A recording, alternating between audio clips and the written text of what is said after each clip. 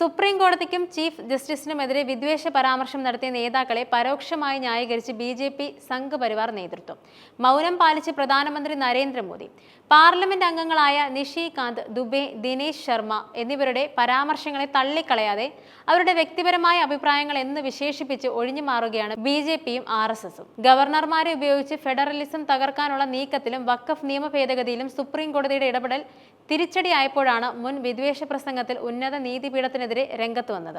വിദ്വേഷ പ്രയോഗത്തിനും നീതിപീഠത്തെ വെല്ലുവിളിച്ചതിനുമെതിരെ ശക്തമായ പ്രതിഷേധം ഉയർന്നപ്പോൾ അത് അവരുടെ വ്യക്തിപരമായ അഭിപ്രായമാണെന്ന് പറഞ്ഞ് തലയൂരുകയാണ് ബി.ജെ.പി. അധ്യക്ഷൻ ജെ.പി. നഡ്ഡ. കോടതിയോടുള്ള അധിക്ഷേപത്തെ തള്ളിപ്പറയാനോ താക്കീത് നൽകാനോ തയ്യാറാകാത്തതും സംഘപരിവാർ നയം തന്നെയാണ് എന്നും വ്യക്തമാക്കുന്നു. ജുഡീഷ്യറിയുടെ സവിശേഷ അധികാരം ആണവ മിസൈൽ പോലെ ഉപയോഗിക്കുകയാണെന്ന് ഉപരാഷ്ട്രപതി ജഗ്ദീപ് ധൻഖർ പ്രസ്താവന നടത്തിയതിന് പിന്നാലെ ബി.ജെ.പി. നേതാക്കളും രംഗത്തെത്തി.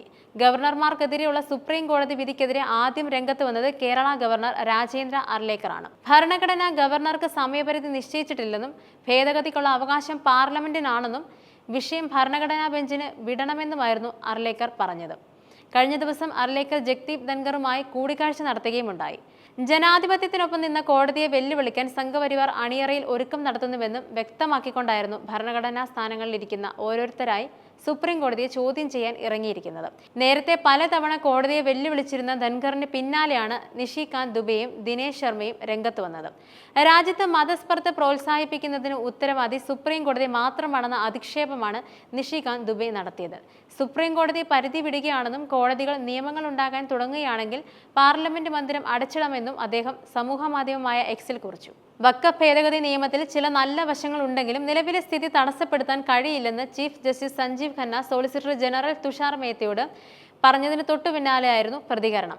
Doctor BR. അംബേദ്കർ ഭരണഘടന എഴുതിയപ്പോൾ നിയമനിർമ്മാണ സഭയുടെയും നീതിന്യായ വ്യവസ്ഥയുടെയും അവകാശങ്ങൾ വ്യക്തമായി എഴുതിയോ എന്ന ആശ പൊതുജനങ്ങൾക്കിടയിൽ ഉണ്ടെന്നും രാഷ്ട്രപതിക്ക് നിർദ്ദേശങ്ങൾ കൊടുക്കാൻ ആർക്കും കഴിയില്ലെന്നുമാണ് ദിനേശ് ശർമ്മ പറഞ്ഞത്.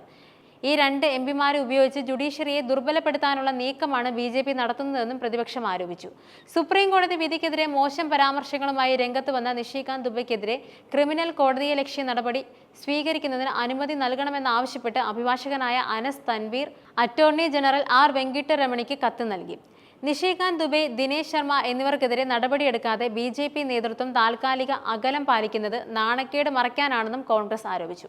പാർട്ടിയിൽ നിന്നും പുറത്താക്കുന്നതാണ് ഏറ്റവും കുറഞ്ഞ നടപടിയെന്നും കാരണം കാണിക്കൽ നോട്ടീസ് പോലും നൽകാത്തത് എന്തുകൊണ്ടാണെന്നും കോൺഗ്രസ് ചോദിച്ചു.